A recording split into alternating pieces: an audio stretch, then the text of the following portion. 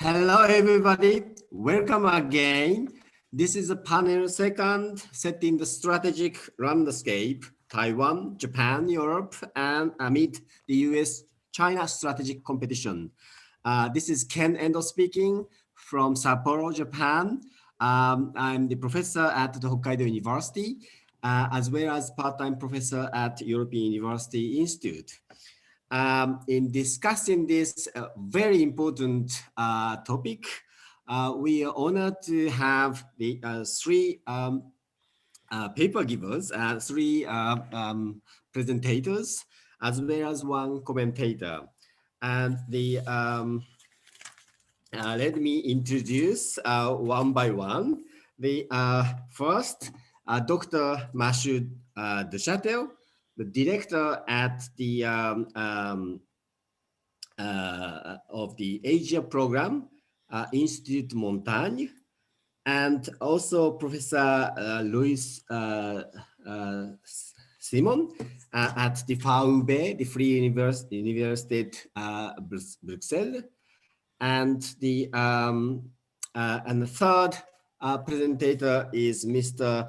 Hiroyuki Akita, friend of mine, also Nikkei's commentator and awarded journalist.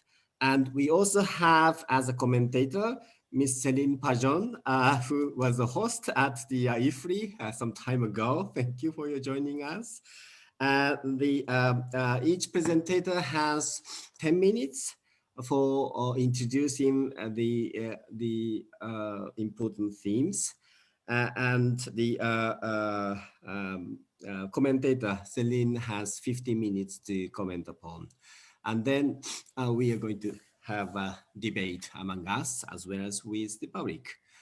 Okay, so I just wondered if you agree, I would go first to Professor Simon, because you're going to talk about this US-China rivalry and Europe. And the next, Mr. Akita, Japan amid this US-China rivalry. And the my old friend, Mathieu Duchatel, is going to talk about this more specifically on Taiwan and Strait crisis. Now, if you agree, is it fine? Particularly, Luis, sorry to make you the first. And okay, so Luis, floor is yours. Please go ahead. All right, thank you very much, Professor Endo, and good afternoon, everyone. Thanks also to Giulio for the invite, and congrats to all of you for the launch of this exciting program at EUI. Now, so I'm going to talk about the paper, the draft paper that I circulated, rather than focus on the military strategic sort of dimension. Narrowly, I'm just going to try and broaden the scope, but I'm happy to pitch in on military matters later on, if need be. So I've tentatively entitled my paper Subject or Object, Europe in Sino-American Competition, which is, of course, is a tricky title because Europe, we know that is subject and object at the same time. And I'll try and get back to that later. Basically, to sort of go with the bottom line up front, I argue that the intensifying competition between the United States and China has begun to structure scholarly and policy discussions on Europe's strategic outlook and on European foreign policy. And I try and touch on two debates that are deeply intertwined as I see it. One is the aspiration of Europe as a subject in Sino-American competition, which is often associated with the EU and the concept of European strategic autonomy. And the other one is the specter of Europe as an object or battleground in Sino-American competition. Now, the debate on Europe as a subject is often about how the EU should position itself or grapple with Sino-American competition. Should it, line up with the United States? Should it simply reject the frame of Sino-American competition? Those are some of the questions that surround this debate, which is a fascinating debate, but is going to be complicated by a less pleasant debate, which is that of Europe, as I was saying, as an object or battleground. And that's a debate about how external powers, in this case, China, and of course, in different ways, because the relationship is different, the United States can leverage existing European divisions to maximize their influence over the direction of European policy in a number of areas, right? There's, of course, a booming literature on Chinese investment and influence in Europe, and on the broader question of whether Beijing is able to exploit intra-European divisions to its own advantage and drive wedges, so to speak, within Europe and also between Europe and the United States. And throughout the Trump years, there's also been significant attention to U.S. pressures on Europeans to adopt a tough stance against Chinese investment and penetration in key technological areas like 5G or AI, right? And that debate has sort of underlined Washington's temptation to deal with European countries bilaterally rather than collectively, i.e. through the EU framework. That was true for the Trump administration, I would say, but also to leverage NATO and its extended deterrence commitments in Europe for non-security purposes, to get Europeans in line diplomatically or economically vis-a-vis China. Now, it's true that the Biden administration is now following a much more sort of soft-handed approach. However, I would argue that its emphasis on extreme competition with China means that getting Europeans in line when it comes to Beijing, or competition with Beijing rather, will remain a strategic priority for the United States going forward, and it's gonna be an increasingly important vector in the transatlantic relationship. So to go back to the main question, how should Europeans position themselves in a context of unfolding and intensifying global competition between the United States and China? So interestingly, the way it looks from Brussels, at least from where I stand, most European foreign policy experts and officials seem to either provide an ambiguous answer to that question, as in not choosing sides, or reject the premise of the question altogether. Of course, the depth of the political, historical, and cultural bonds between Europe and America means that the notion that Europeans can be somehow equidistant it was never realistic to begin with, right? So that's not the right concept. I think the EU's attitude towards Sino-American competition is slightly more nuanced. The point is not so much to claim equidistance, but rather to reject the frame of Sino-American competition itself, and to reject the idea that Sino-American competition should be a referent at all when it comes to organizing EU foreign policy, not least because it's a framework that imposes a binary track for Europeans and underscores this notion of Europe as an object, the idea that Europeans need to position themselves on the basis of parameters that are drawn by someone else, right?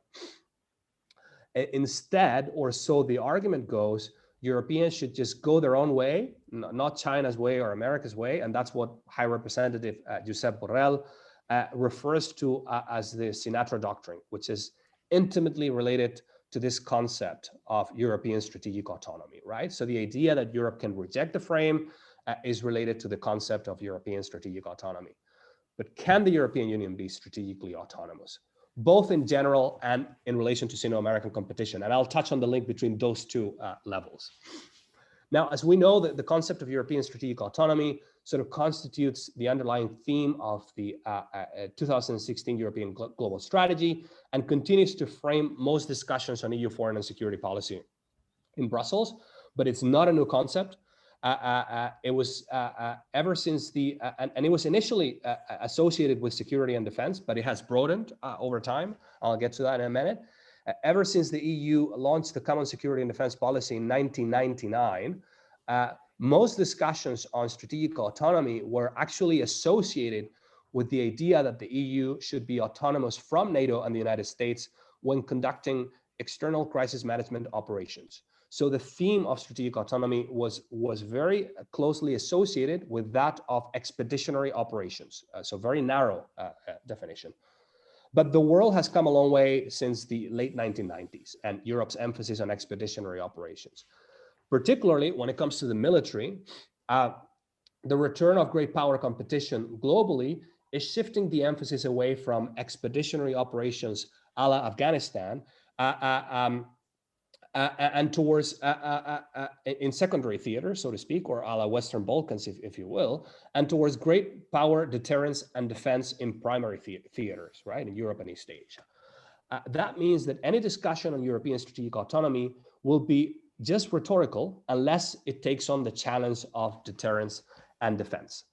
And if we're talking about deterrence and defense, the nuclear question immediately comes up, right? I mean, in particular, in Europe, Russia's annexation, and you have a similar dynamic in Asia, of course.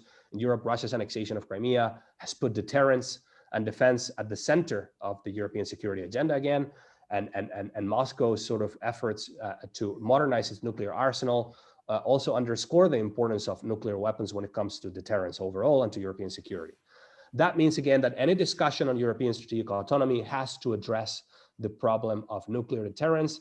And that leads to a critical question, which is that given widespread reluctance around the idea of a German nuclear deterrence, both in Germany and outside of Germany, are France and Germany ready to reach some sort of sharing arrangement over the French nuclear deterrent, whether bilaterally or through some sort of EU proxy, right? This is a debate that has now picked up again, and it's being debated by scholars and pundits.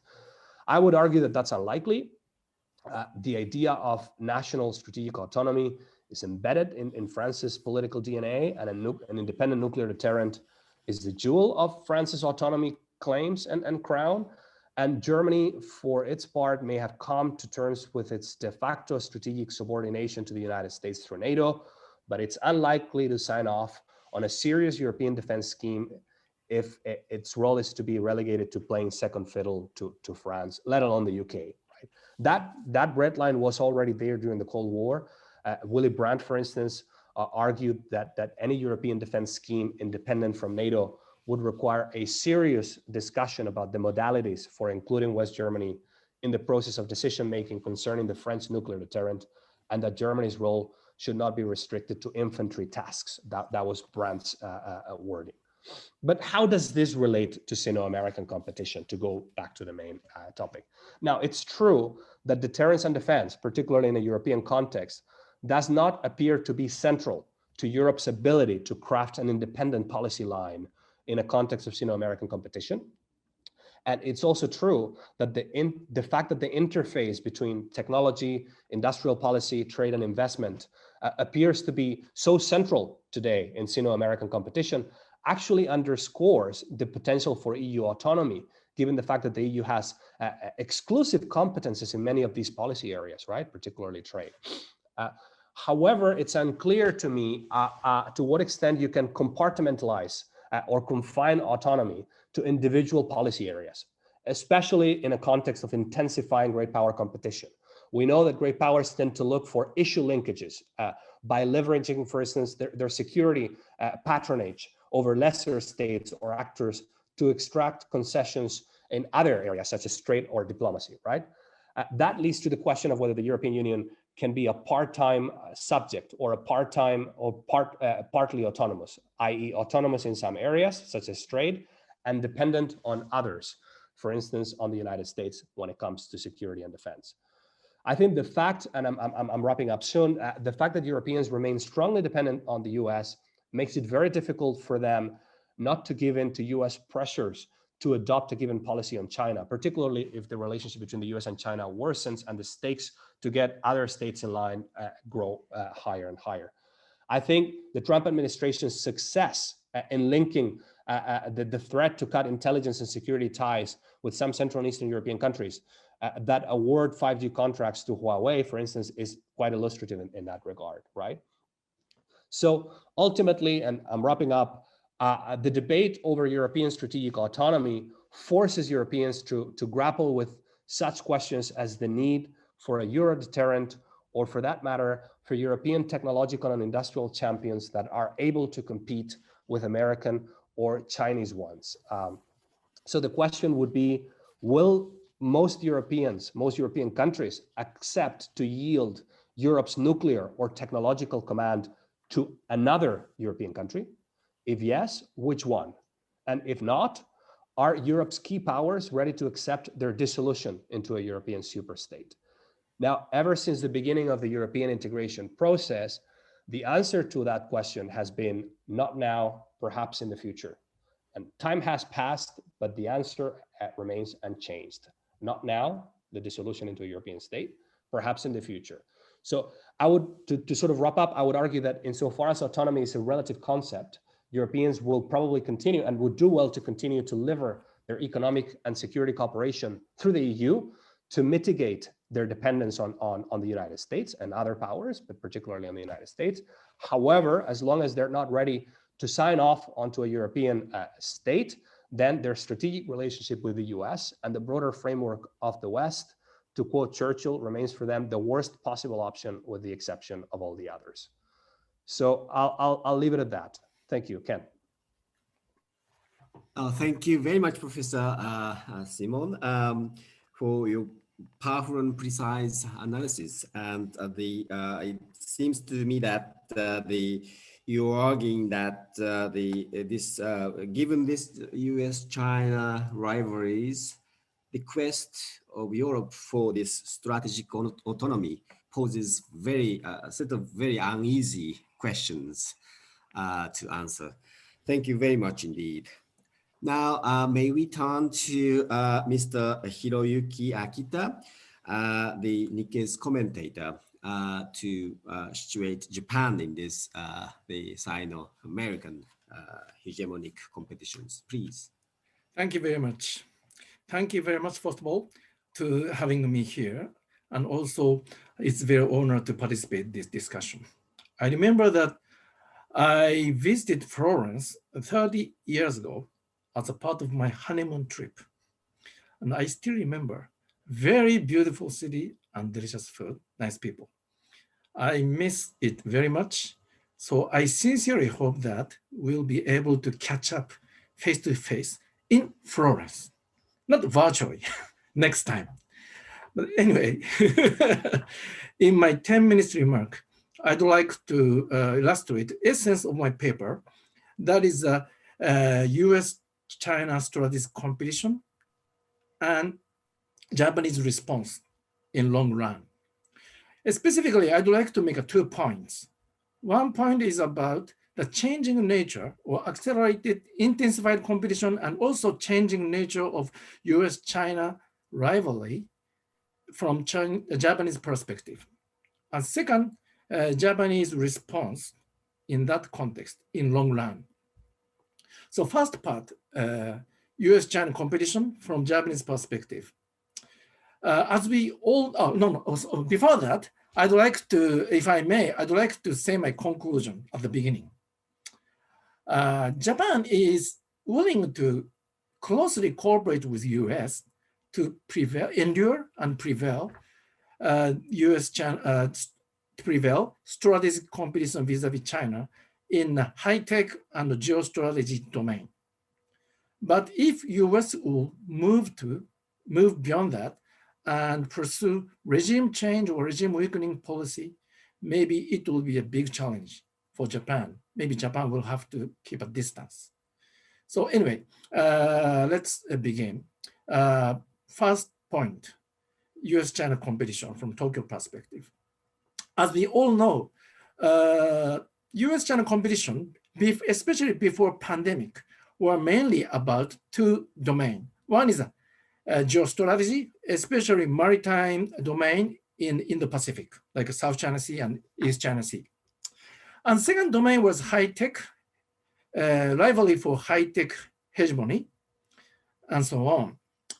But as we observe from Tokyo, this pandemic added third crucial element, that is regime competition or potentially ideological competition. We are not yet, but potentially. Why? Because unfortunately, 500,000 American people lost life due to the pandemic.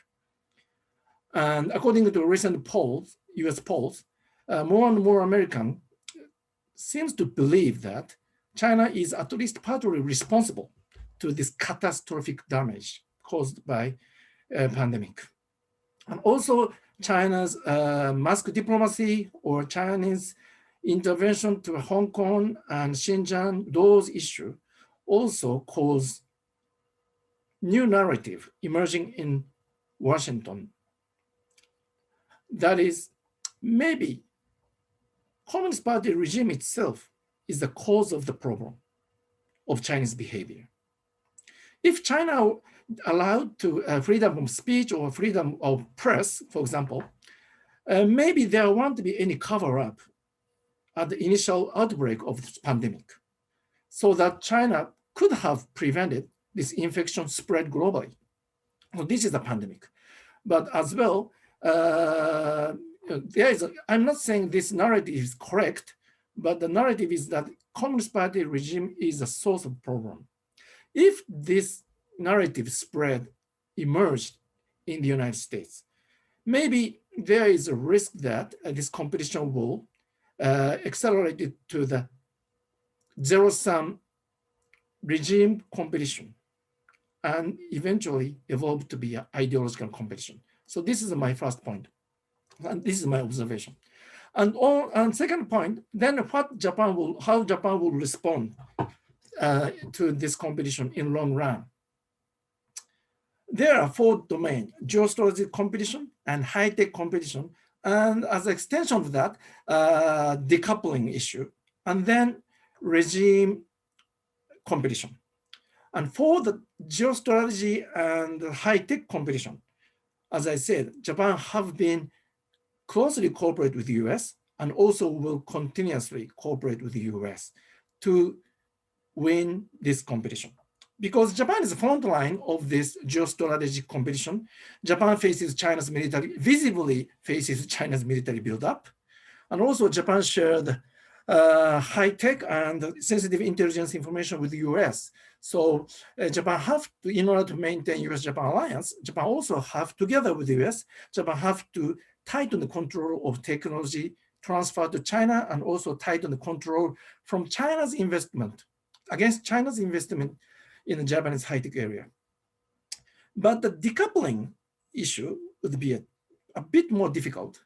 Japan is willing to cooperate. Japan actually signed the agreement within the Quad framework to collaborate in order to reduce the reliance on China's supply chain in strategically important technology and items.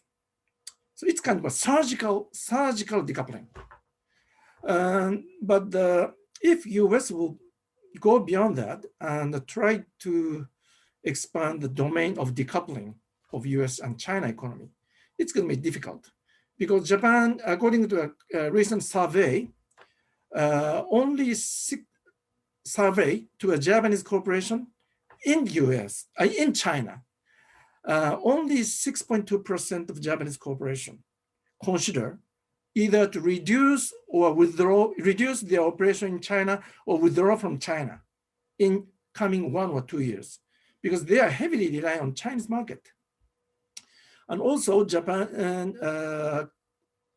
agreed RCEP, that includes China and Korea and ASEAN countries. So Japan can support surgical decoupling, but that is a kind of a limit, I think. But more important, difficult challenge, and my last point is how to deal with the Chinese Communist Party regime itself.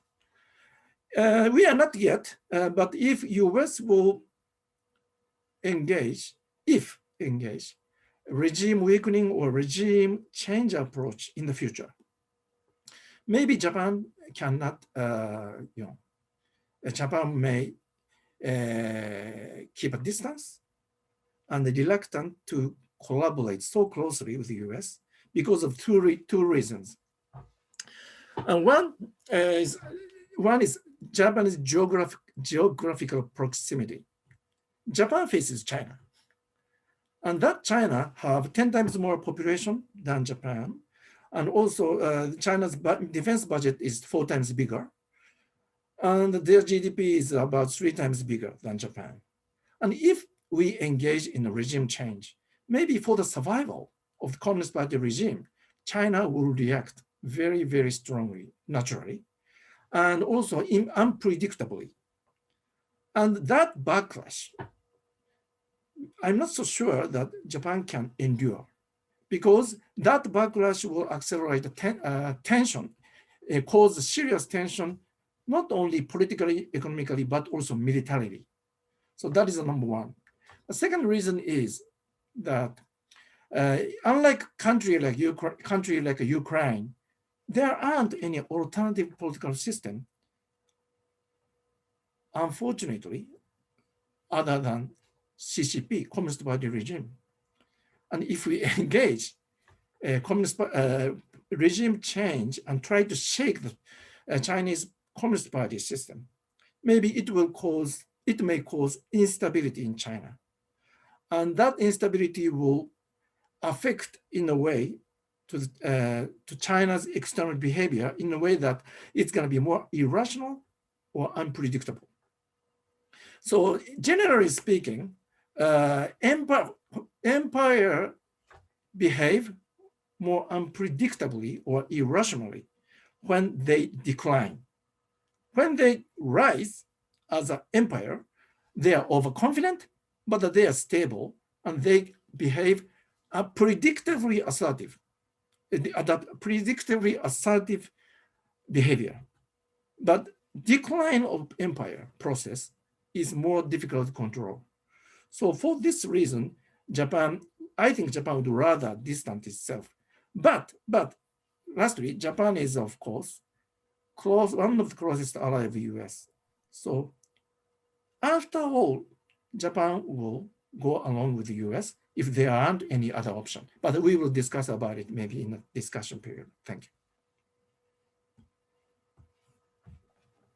Well, thank you very much. Both of you kept your time so nicely, and the Mr. Akita was suggesting, that there is a sort of potential divergence between the United States and Japan as the US goes into the direction of the regime weakenings and change. This might be quite important point. Because, as you see the news of Quads and Japan-US 2+2, we just see the side of convergence rather than divergent. But that was a quite original input. Thank you very much indeed. So the third speaker is Mashu. Would you like to take the floor? Yes, thank you very much, Professor Endo. Good afternoon to all. And I'll move you from the big picture of US-China relations to the narrow case of Taiwan and security in the Taiwan Strait. And I would like to start with a link to the very recent development, because I think it's an important one, that at the 2+2 US-Japan discussions last week in Tokyo, Japanese officials have in fact acknowledged officially, let's put it that way, that Japan would be involved in close cooperation with the US in case of military clash in the Taiwan Strait. I think it's a very interesting starting point for this discussion. I mean, we knew that Taiwan security was always a topic for US-Japan relations. And so it's hardly a surprise that this continues. But what is rather new is the fact that this is acknowledged almost publicly. And I think it shows the Japanese determination to contribute to the US deterrence posture in the Taiwan Strait. And I think that when it comes to the Taiwan Strait, the realist language of international relations really provides the best analytical framework. What really matters most to preserve peace is issues such as the balance of power, especially the military balance. I would say also the cost-benefit calculus in Beijing when it comes to China's options to achieve its unification goals, given that all options are theoretically on the table. So it's really an issue of assessing costs and assessing possible benefits. And thirdly, the question of the credibility of the deterrence posture of the US and of Taiwan per se. So my paper develops two crisis scenarios in the Taiwan Straits looking ahead, and I do not really have time to go through all the points I made. I would just like to make, a few points to get the discussion started. And my point number one is that what I think is the most dangerous in the Taiwan Strait at the moment is the fact that what used to be the alternative from a Beijing perspective to coercion is no longer really a credible option. Economic integration was the alternative. There was a time during the Ma Ying-jeou administration from 2008 to 2016 when China's policy towards Taiwan and China's hopes to create the conditions for political unification with Taiwan rested on promoting economic integration and distributing benefits. That was the term used at the time in the Taiwanese population to step by step create a sound basis for political talks.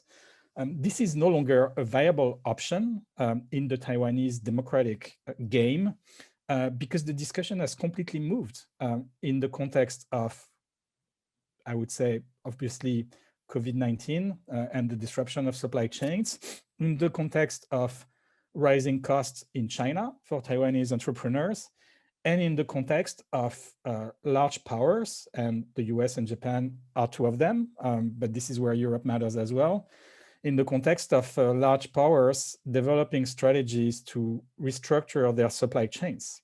And you can see that the political dynamic in Taiwan regarding cross-strait economic relations has completely shifted to the issue of alternatives to production in China. I mean, to be fair, and I think it's the case for all countries and all companies looking at China as a market, China remains very attractive as a market, including for Taiwanese companies. But as a basis for production, Taiwanese companies are looking at alternative locations. And you have already big ticket investments in India for companies like Foxconn or Pegatron. Vietnam is also raising as an alternative for Taiwan. And politically, this is what matters most. So for China, it's very difficult to promote the idea of economic integration as driving Taiwan in the direction of political talks. And this leads me to my second point. This makes coercion, a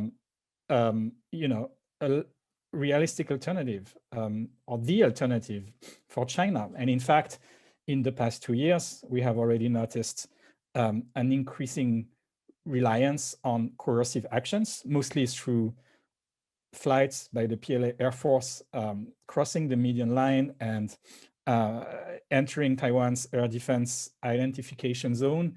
This is a policy both of intimidation, but also of building a position of superiority for the Chinese Air Force in the region.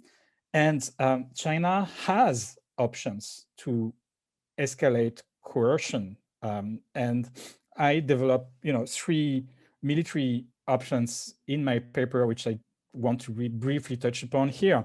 But I think that the number one option for China is just to intensify the current air campaign inside Taiwan's air defense identification zone. China can play on the frequency of the flights. It can play on the composition of the flotillas, a little bit like China is doing in the Senkaku area. China can play with pressure on the median line. It has options. But I think that entering Taiwan's airspace, so not the air defense identification zone, but the airspace, would be a highly risky move for China. But not going to that extreme scenario of testing, entering into Taiwan's airspace, China has credible options using air power to increase the pressure on Taiwan. The second possible scenario is something that was discussed very much last year in Taiwan. It's the seizure of one outlying island. And I'm thinking in particular of the Pratas, Tongsha Island, rather than Jinmen and Mazu, because the Pratas Island is something that, of course, has much less population. That's just obvious, but something that can be approached not with the Navy and the military forces, but with maritime militia and coast guards. So using hybrid options to put pressure on Taiwan. And it really is a very interesting question to raise, what the reaction of Taiwan would be if tomorrow there was a fleet of about 200 maritime militia showing up in the vicinity of the Paradise Islands, and some of the fishermen landing on the island. The third option for a military escalation unilaterally, but below the level of full-scale invasion attempt, is in the cyber domain.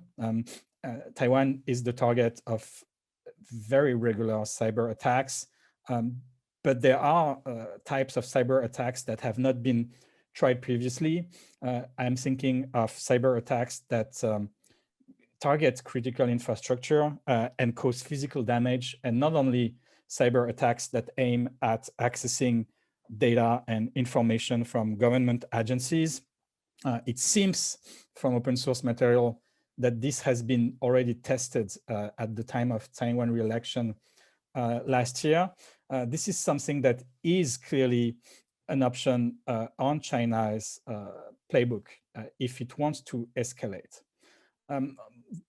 I don't really have time to develop these scenarios, but I just want to highlight the fact that these are possible options that have costs, that have benefits, that also have create risks for China, but that can be and that should be considered very seriously when thinking of the Taiwan Strait situation going forward. China obviously also does have economic coercion options. And in fact, you could argue that the February decision to restrict imports of Taiwanese pineapples is testing that chord. It doesn't have a major impact on the Taiwanese economy. It's extremely limited. And in fact, Taiwan has mitigating options, which it has already used effectively so far. But I think it really sends the message politically that China is willing to go on that path of using or leveraging its internal market to specifically target sectoral interests in the Taiwanese economy. And I give a few examples in my paper. I think that the agricultural sector is something to watch. I think that the steel industry is also something that deserves some attention. And I think that there is a kind of hybrid combination of economic coercion and paramilitary coercion when you look at Taiwanese fishing activities and the fact that they could be the targets of a campaign by China if it wanted to escalate the situation. I could go on with Chinese options for increased coercion. I think that it leads me to a very few concluding points with regards to what can be done. I really think that what matters most is how to affect the cost-benefit assessment in Beijing.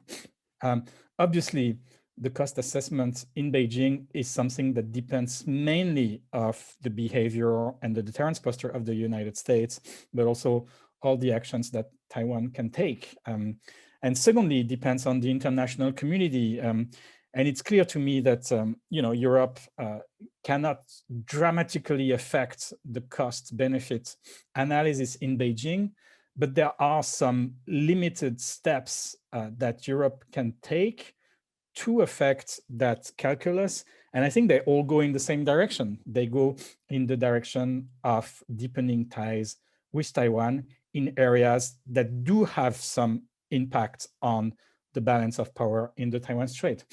So for me, I make three kind of recommendations at the end of my paper. Number one, I don't think that Europe, and I'm speaking of the policy making level, has a clear awareness of the risk of coercive action by China in the Taiwan Strait. I don't think people are mentally ready for that to happen. So there's some homework to be done in that regard. Number two, I think that the restructuring of industrial supply chains really provide a very good opportunity for Europe and Taiwan to deepen their industrial and trade relations, and that this is something that has political and strategic value.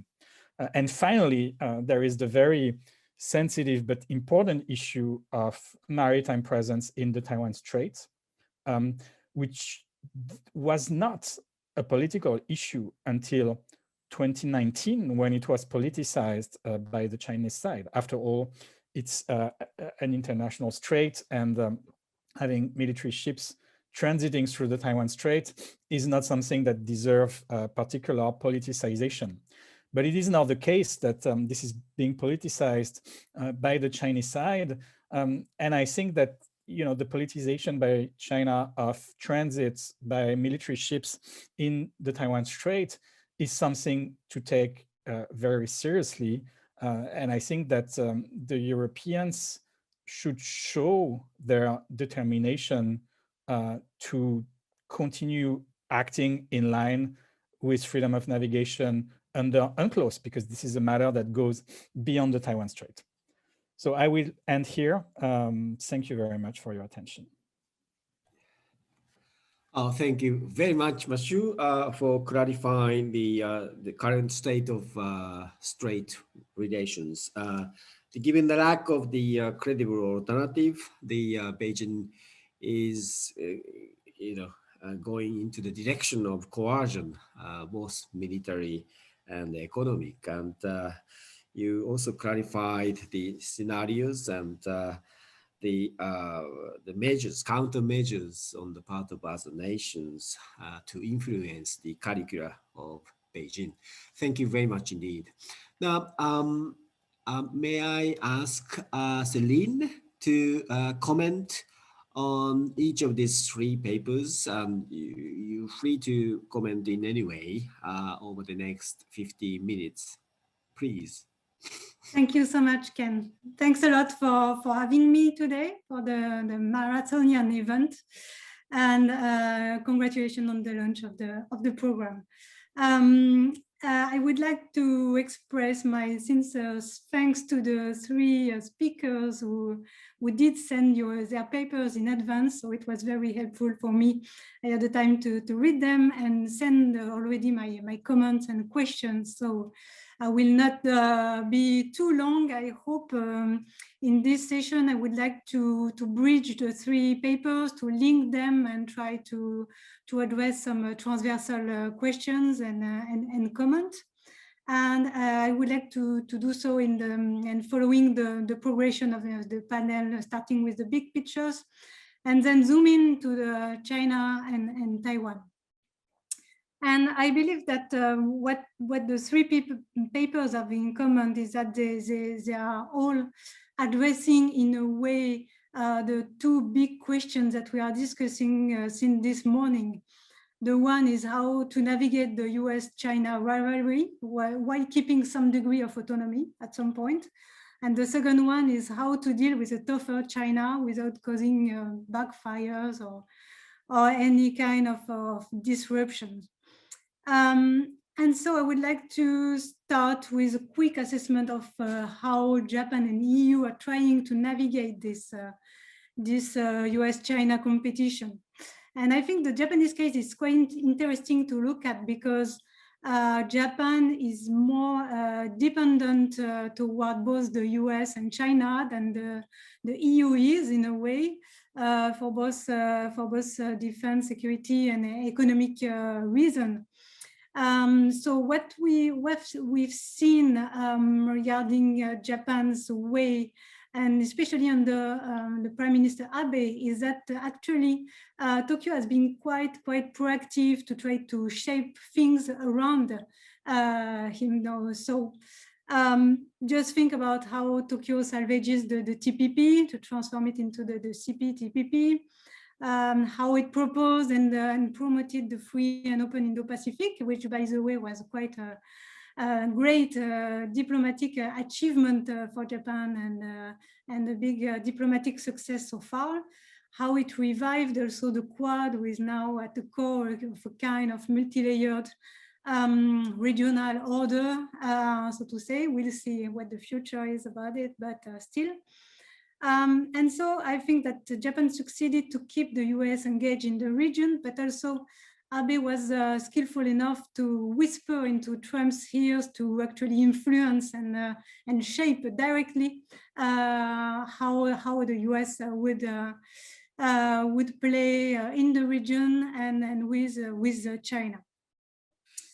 But also, I think, as Akita-san explained, Japan cannot afford to antagonize so much China because it's a big power next door, and it will be very, very dangerous, of course, if it backfires. And I think for this reason, Japan is also somehow trying to externalize the pressure to put on China and try to externalize the pressure, you know, with its allies and partners. So I think it counts on the US to stay firm and tough on the military and security field.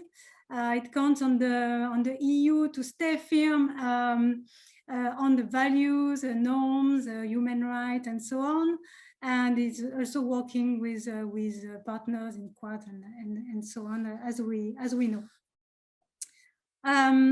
As for the EU, as Luis explained, the EU wants to escape the kind of frame of the Sino-US competition by affirming its strategic autonomy in various fields and proactively promote multilateral rules-based order rather than being forced in a way to take a side or choose a camp. And so in a way, the EU would like precisely to promote an alternative, a third way. And both the EU and Japan, I believe, expect to preserve some kind of autonomy by promoting multilateralism and also working with a diversity of partners. So based on this very quick assessment, I would like to raise several questions. And the first one would be to Akita-san. And I would like to talk about the concept of strategic autonomy. As you know, it's a much debated concept in the European context. It had been interpreted diversely. But if you consider that it is about making choice for yourself and preserve your interest and be able to act on your own when needed, well, would you say that there is actually some talks in Japan right now regarding a kind of strategic autonomy? Actually, you referred a little bit to some kind of red lines, I don't know, to some kind of issues that would make Japan-US alliance difficult to follow on. So I guess this kind of discussion is going on behind the curtain because still it will be key for Japan, vital for Japan to continue the alliance with the US. But how would you assess this kind of talking, of discussion, of thinking in Japan right now? Now we'd like to raise a question for Luis regarding precisely the various understanding and perceptions of EU strategic autonomy. Right now, the EU might not be strategically autonomous yet, but the mere debate about strategic autonomy, the discussion about strategic autonomy, and maybe also some move such as the ST signature of the CAI. Well, this is already raising eyebrows in the US, in Japan, in other countries, probably. And it's already stirring some kind of tension or friction. So what is your assessment of this issue of misperceptions? Because at the end of the day, it might be as important or maybe more important for the EU to address this kind of misperception, misunderstanding about what strategic autonomy is, rather than actually build up an actual strategic autonomy. So I think the perception is very, very important aspect to take into account here. And maybe now third question to Akita-san, to Luis, and also Mathieu, of course, you're more than welcome to chip in. I would like to discuss the concept of multipolarity. And this is something that was briefly touched upon in the session just before. Well, the unipolar moment certainly evolved into a multipolar one, where China, the EU, Russia, India, Japan, and other regional powers are playing key roles at some point, be it in the economic field or political field. And I think Europeans see themselves are one of the pole, at least in the economic field this multipolar world. And when Europeans are talking about multipolarity and multipolar world, I think they just acknowledge the reality of the diverse worlds, and in a way try to reject, as we said, the kind of narrative about choosing a camp and going bipolar. Sorry. This approach also, I believe, provides some rooms for third powers to come together and to try to coordinate, work together, and provide precisely a third way. But the concept of multipolarity, it seems, is now diversely appreciated in the US and in Japan. I think that the term is now dismissed, and using it is sometimes seen as kind of playing into the Chinese narrative. I've heard that several times. Maybe because it underlines the diversity of the other countries, rather than playing into the US narrative of building up a coalition of like-minded partners with the US leading as a leader. So as we see the worsening of the US-China competition and going more ideological, and this is something Akita-san really underlines, so I would be also interested to get your view, Mathieu and Luis, on this. Well, in this kind of context, does it imply that any attempt to build up a third way is bound to fail? In other way, is it still possible to keep a kind of nuanced position when you have this kind of ideological hardening? So that's so much for the big picture. Now I would like to zoom in and raise the question of how to deal with the tougher China in the context of Taiwan precisely, and going back again to one of Akita-san's comments, referring to the strong US pushback on China under the Trump and Biden administrations, and the ideological framing of the competition that could lead to some attempts to weaken the Communist Party regime to China, and subsequently maybe creating some destabilization or disruption or something negative also for Japan. I would like to turn to Mathieu and to get his viewpoint on this, on Akita-san's perspective. Do you share his perspective? Would you worry about any kind of US attempt to destabilize the Chinese regime, especially on the ideological basis? And reflecting on the last summit that we've seen in Alaska, how do you see the next step in the US-China relation, and do you expect any China also backfiring, getting tougher also vis-a-vis the US and others?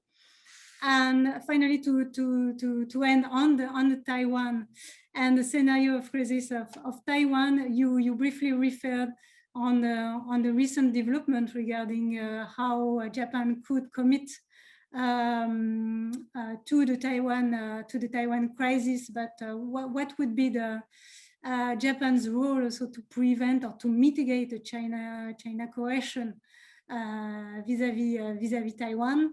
What would be also the implication for Japan to adopt this more open and overt position, more frank position vis-a-vis China, vis-a-vis Taiwan? It's also quite risky. So Akita-san, I would be also interested to get your view.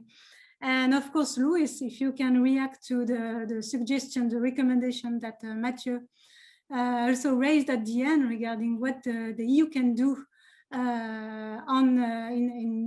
in Taiwan to prevent any crisis, it would be great. So yes, it's a lot already. I just wanted to end with a more prospective kind of question, asking you for what would be the scenarios that you will see in the next 10 or 15 years from now regarding the evolution in the US-China competition, and the implication for Taiwan, so the role, evolution of the role of the EU and Japan. Thanks a lot. Oh, thank you very much. Questions. I first would like to ask the three speakers to respond, and then we can discuss among ourselves as well as with public. Okay, in order of speaking, is it fine to ask Luis to respond first? Say I don't know, say 2-3 minutes. 3 minutes is fine. Sure. I can't hear you. Okay, yeah, please. Now I'm unmuted. Sure, I'll try to, but then I'll have to leave the second question on regional military competition in East Asia and what it means for Europe, which I think is very interesting. But I'm not sure I'm going to have time in this first round. But I hope I can come back to that later, because I think Mattia put some interesting questions on the table that Celine picked up on, and I think they're relevant for Europe, even if they don't appear to be if you pay attention to the European policy debate. So Celine, you asked about CAI, right? The Comprehensive Agreement on Investment and how that might be perceived, and also about multipolarity. Let me try and connect the 2 points through the concept of multilateralism, because I see it as a sort of meeting point between multipolarity and strategic autonomy. It's sort of where they meet, right? Particularly if you look at it from an EU perspective, and if you pay attention to the official narrative coming out of Brussels. And I think this is a key issue right now, multilateralism in a context of the China challenge. What does it mean to invoke multilateralism in the context of China challenge? And I think it's a key point of friction between the EU and the US, particularly the Biden administration, because we hear a lot about the existence of convergence between the EU and a new administration in the US, but I think there are also important points of friction, and this is one. We know that the Trump administration framed the relationship with China as a naked interstate power contest, US versus China, and also that the Trump administration saw multilateralism, meaning multilateral institutions and norms, and also alliances, including in particular the transatlantic relationship, as liabilities in a context of competition with China, right? In contrast to that, we hear that the Biden administration is putting alliances and partnership at the center of its foreign policy and at the center of its China policy, and also that it sees multilateralism and the transatlantic relationship also as assets, potential assets when it comes to dealing with China. It's also casting the China challenge not as a naked power contest as in US versus China, but as part of a broader struggle between democracy and autocracy, a matter of values.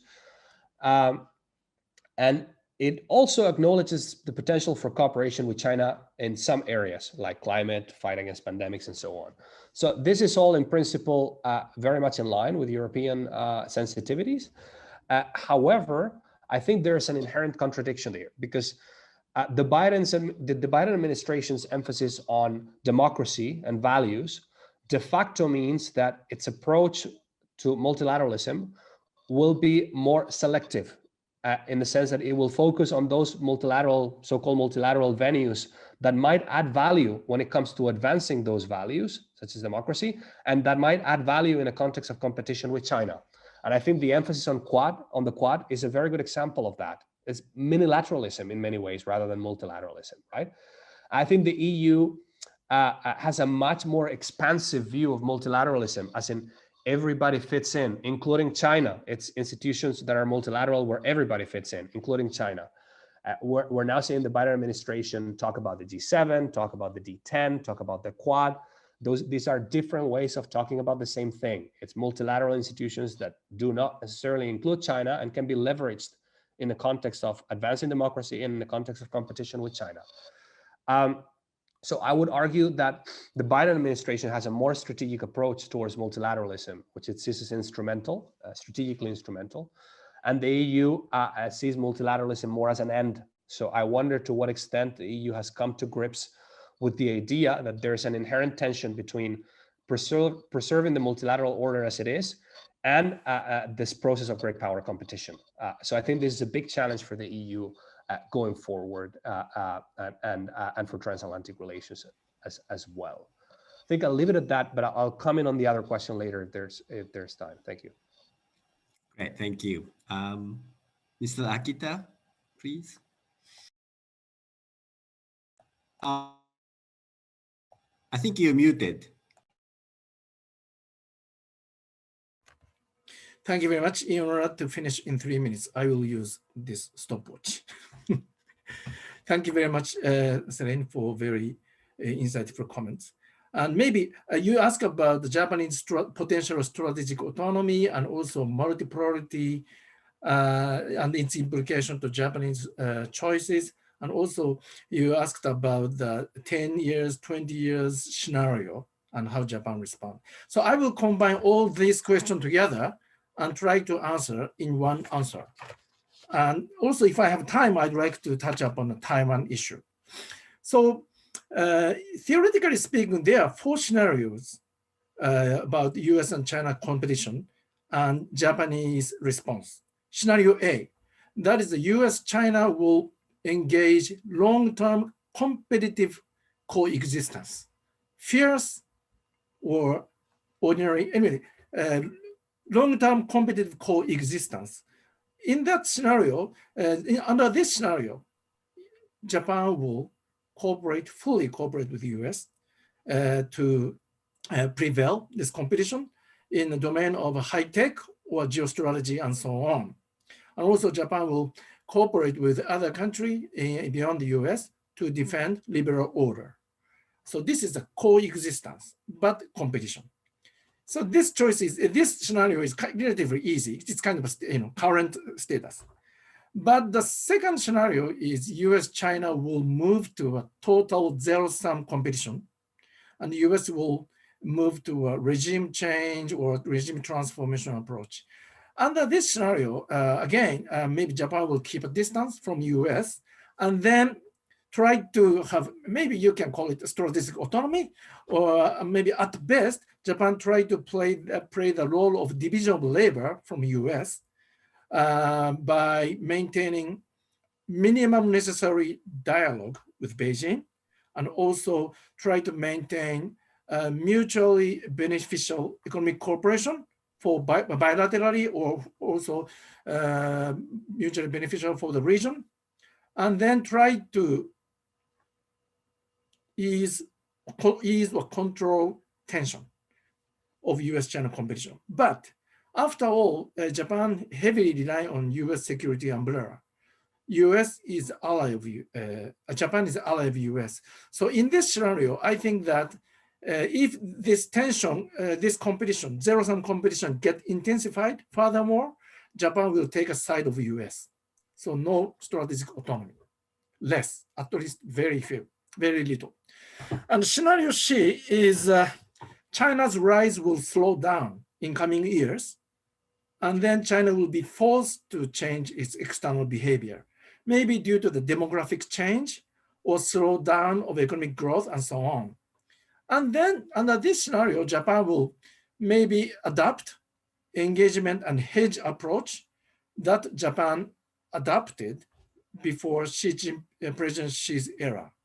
And there is more room for the regional cooperation, including China. And scenario D is that US will be forced to reduce its military and political commitment to in the Pacific due to its domestic problem or something else.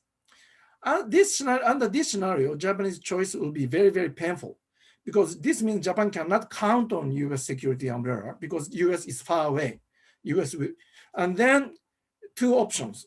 One is for Japan to drastically improve the independent defense capability. But China's defense budget is 4 times bigger. So it may be unsustainable. In that case, last option is to accommodate China's sphere of influence. The least preferable option for Japan, but that is the last option. Thank you. And if I have time, maybe I'll come back to Taiwan issue, but I finish now. Thank you. Mashu? Thanks. And I will also try to address the questions together instead of one by one. And in particular, I think that, what could be the lead for my answer is the question on the destabilization of the Chinese regime as a viable policy choice for the US and what it would mean for other parties like Europe. I think that in the current state of Europe-China interactions, China is increasingly pushing Europe in a very defensive position. I think the space that Europe has to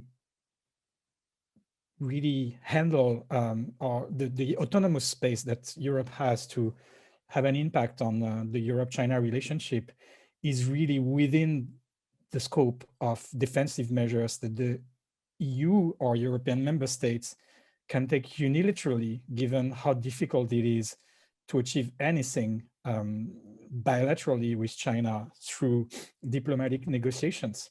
And I think that as the US-China conflict really escalates further in various areas, from technology to competition for competition between government and small, etc., the EU and European member states will increasingly be pushed to adopting more restrictive measures when it comes to engagement with China. And I think at the minimum, this will continue in the area of technology transfers. I think this has already started, but this will need to go further. And you can argue that this is about, this is siding with the United States, but it also does have a very autonomous and self-interested dimension in the case of Europe to protect European technologies from intangible transfers that are being orchestrated by Chinese actors. I think that the issue of competition between governance models will become more and more salient in Europe-China relations and will force Europe to take additional measures to curb Chinese influence inside Europe, media influence, various influence operations, elite capture, that sort of things. I think that this space has already opened and China is not leaving Europe with much choice but to go further on that path. So I see, in this inward-looking space, more measures that the EU and member states will be taking in the coming years, and that will continue to bring Europe closer to the policy of the US and the policy of Japan. There's a lot of convergence here on the defensive agenda. The offensive agenda is something else. I think that, to me, 2015 was really a turning point. The end of the first term of Xi Jinping in office. I think before that, China's focus and the focus of the rest of the world were really on the promotion of democratic and liberal values inside China. And China's focus was how to defend, how to protect China from such influence from the US and other democratic countries.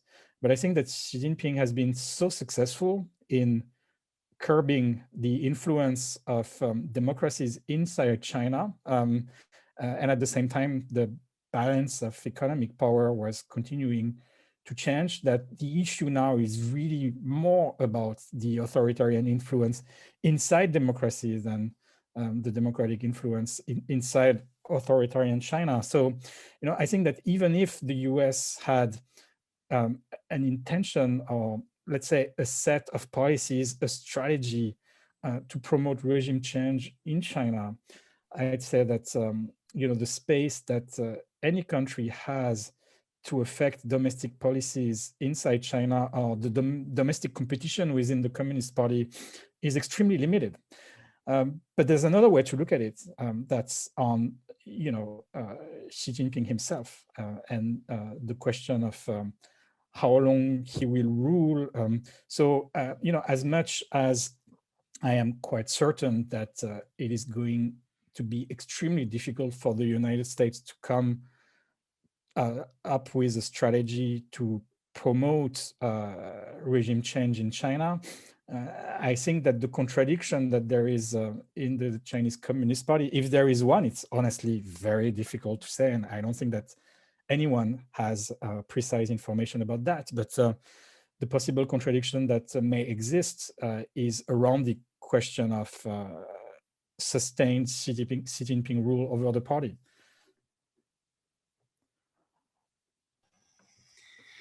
Okay, well, thank you very much. I think I made you restrained, in answering the questions to Celine, especially three of you, I think, especially on Taiwan. So there's one question from the audience. I think an American guy, Mr. Jeffrey Honung, about this Taiwan. So I will read out, and then if all the speakers or also Celine perhaps respond, that would be welcome.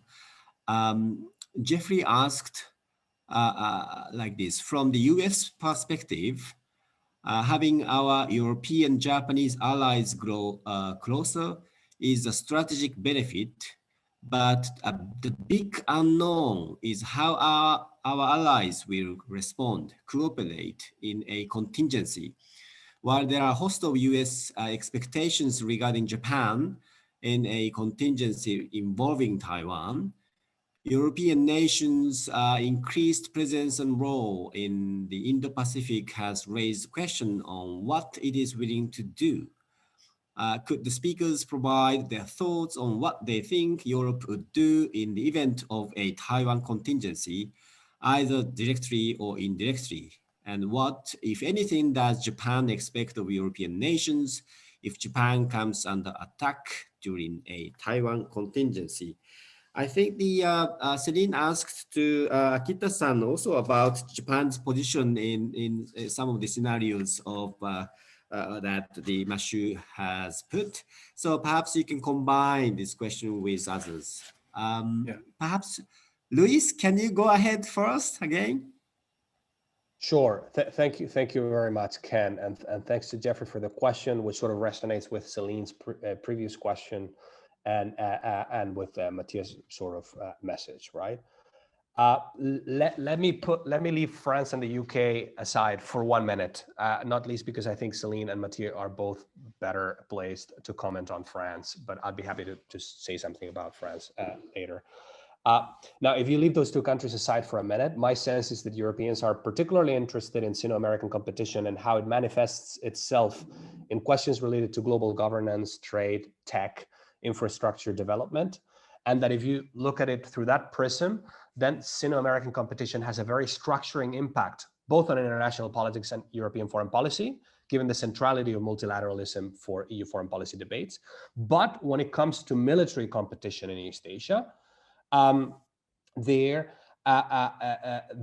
is one of the dimensions of Sino-American competition where Europe's relevance is less apparent, and also whose relevance for Europe is less apparent. And I'm saying apparent, particularly if compared to questions related to global governance or tech. Having said that, of course, we know here that regional security in East Asia and the military balance in East Asia in particular, and the cross-strait balance more specifically, is a central vector in Sino-American competition, perhaps the most important one, right? Moreover, we know that security tensions in East Asia could destabilize vital sea lanes of communication upon which European trade and prosperity depend, blah, blah, blah. We all know that. However, the question of whether Europeans will play a role in East Asian security, the specific role that they may play to contribute to upholding the military balance in the region, and their ability to do so, that's less clear to me. And that also applies to Taiwan-related contingencies. And to go back to Jeffrey's question and the way he formulated it, what are US expectations exactly when it comes to Europe's contribution to a Taiwan-related contingency? Because it's not very clear to me. When the US announced its rebalance to Asia in 2012, Leon Panetta gave his farewell speech as Secretary of Defense in London, and he said, we're going to pivot to Asia. You guys should pivot with us. We should do it together, as we always do. But after the annexation of Crimea, the line coming from the Pentagon was, forget about pivoting to Asia, leave that to us and our Asian allies. We're better prepared to deal with contingencies there. Just hold the line in Eastern Europe so that we don't have to do it and you free up our resources. So this is where the inter-theater problem comes in, right? And the interdependence of commitments comes in. Because there are deterrence needs in Europe, and there's also growing coordination when it comes to probing between China and Russia. So this is where the question gets tricky. So it's not very clear to me. And to go back to Matthias' point about the deterrence architecture, I think that by contributing to FONOPs, countries like the UK or France in particular can contribute to deterrence. But when it comes to defense and a real crisis, I'm less sure to what extent it's less clear to me to what extent it's in the interest of the United States. I think diplomatic support, political support, contributing to upholding the military balance in more indirect ways, like contributing to arming and capability buildup of Asian countries and so on, building their resilience against hybrid interference, things like that. Yes, high-end military contingencies. We know that the Brits and the French can, have assets to send. But it's less clear to me, not least because it is less clear to me what are U.S. expectations in that regard, right? I'll leave it at that for now. Thank you for your precise comment back. Thank you. Mr. Akita, please. Thank you. So I will answer about the Japanese response to a Taiwan crisis and also what the Japan and maybe US expect from Europe, two parts. Japan, if there is Taiwan contingency, automatically Japan will be unwillingly will be get involved because US will use US military base in Japan, especially in Okinawa, to sustain operation. So naturally,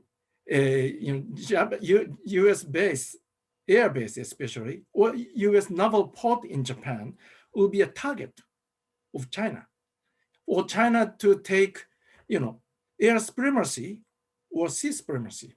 So whether Japan will like or not, at least Japan have to assume that instantly Japan will get dragged into this conflict. So it is natural for Japan to consult with US how both countries will collaborate in case of contingency.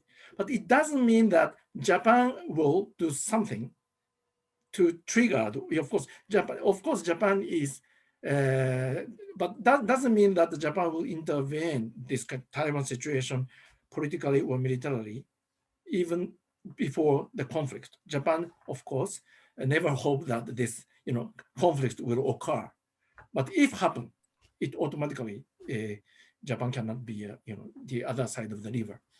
And on the European military commitment, engagement in the Pacific and its implication, I think that we should separate peacetime and wartime. In the peacetime, if Europe send a naval asset in the Pacific, there are two, I think, significant effectiveness. One, it will complicate Chinese military planning. Of course, it will not change the balance of power because China have more than 350 warships. So sending one warships or aircraft carrier to Indo-Pacific doesn't change anything in terms of the military balance, but at least it will change the political calculation and military calculation of Chinese side, I think. And secondly, especially US, UK, and France will send a military asset and will do a joint exercise with Japan and US in Asia. And that will improve the interoperability in the peacetime. And this is also significant in terms of the deterrence vis-a-vis China.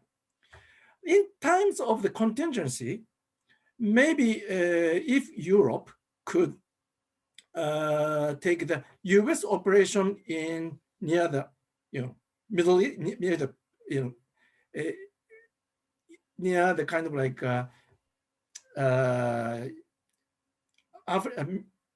Middle East, US will have to bring all those assets to Asia, so there will be a vacuum. So if Europe could take some of the operation, US operation, so that to free up US military operation in those areas, in the Middle East or Africa, maybe it is one contribution. And also, if we need to do some kind of blockade or quarantine, maybe Europe can contribute in a choke point, like in a Suez or Sea of Eden, not in the Pacific necessarily. So this is a choke point operation. So these are the things I could come up with. Thank you. Mashu, please. Yes, these are very interesting points. And I would add that slightly in line with the comments made by Gudrun Wacker in the chat box, I have not heard it directly myself, but I've heard it several times from, let's say, second-hand sources that Kurt Campbell, when being asked what could be, by the Europeans, what could be a European contribution to a Taiwan Strait crisis scenario, his answer is always that Europe should stay out of it. And I think, it's a good starting point to think about possible crisis scenarios and how it play out in practice. I think that alliances exist. And I think that the first determinant of European behavior on any crisis scenario in the Taiwan Strait would be the request from the United States. I think as allies of the US, there would be, especially from some of the key European countries with the capacity. I would say that in addition to France and the UK, Germany will have to be part of that calculation as German naval capabilities develop.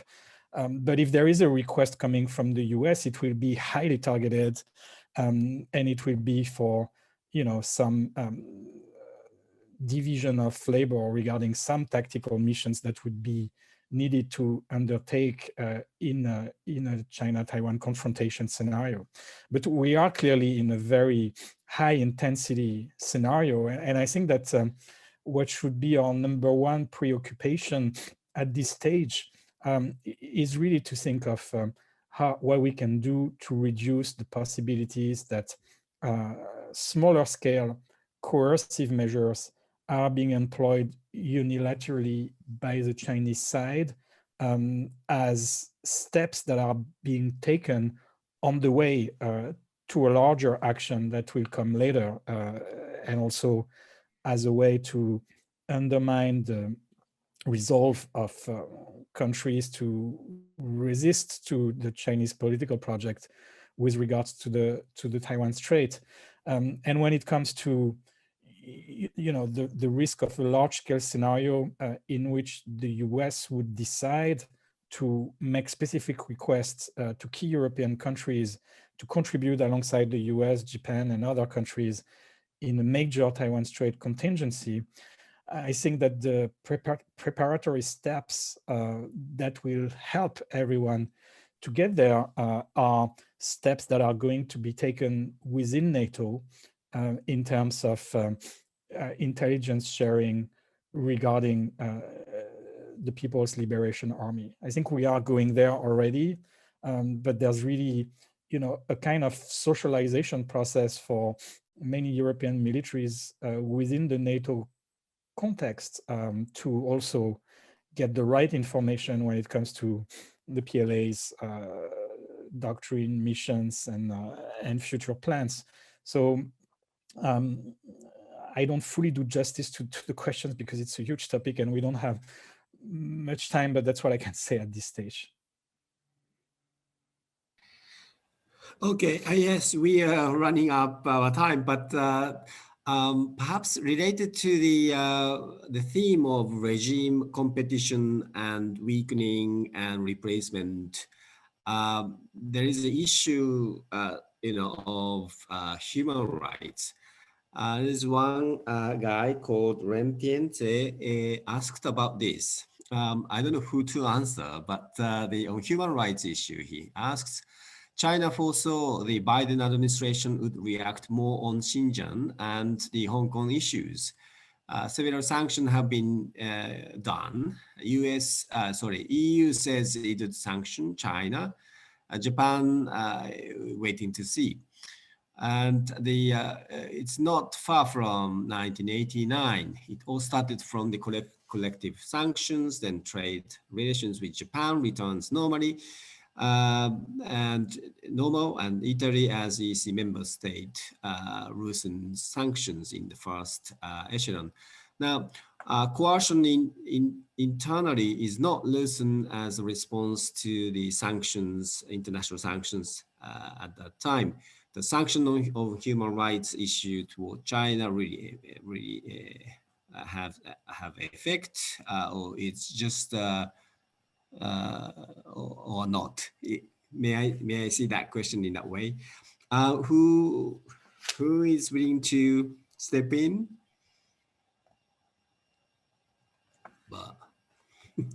I can say very quickly because I just saw that the Foreign Ministry of China released the list of retaliatory sanctions.